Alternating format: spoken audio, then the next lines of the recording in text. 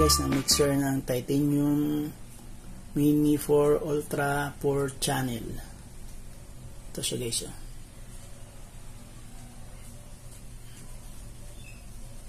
Para may idea kayo guys pag bibili kayo ng ganitong klaseng mixer. I-quick review lang natin guys.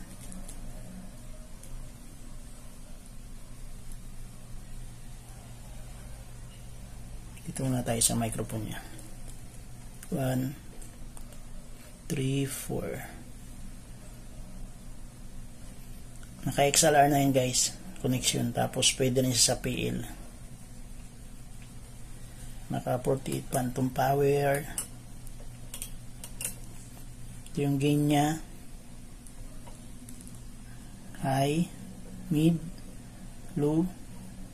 Yung ax niya, FX. Tsaka main volume niya. Ganun din sa line 2. Sa 3-4 naman guys, dito yung MP3 niya. Pwede yung dito ka mag-connect. Ito yung main volume niya.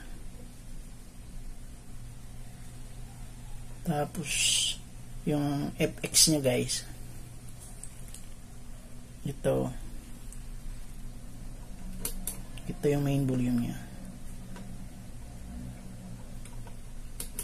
Ito yung bawat channel. Yung aux niya, ito yung main volume. Tapos yung phone naman guys, ito yung amplifier na ka XLR na. Pwede rin sa mono PL. Depende kung ano yung mayroon kang wire na connection guys. Tapos yung kagandahan nito guys, 7-band stereographic equalizer na siya. Yan o. Pwede ka mag-adjust yan. May equalizer na siya. Tapos ito yung sa FX nyo guys.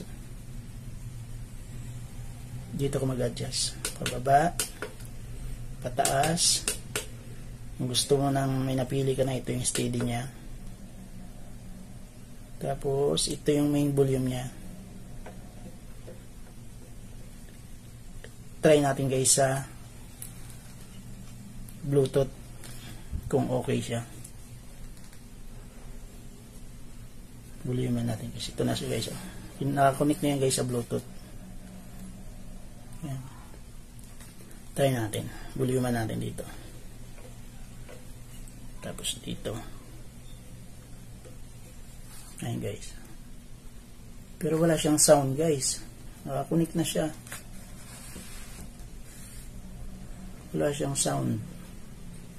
Kaya yatang sira. Ka-volume na siya. Okay naman.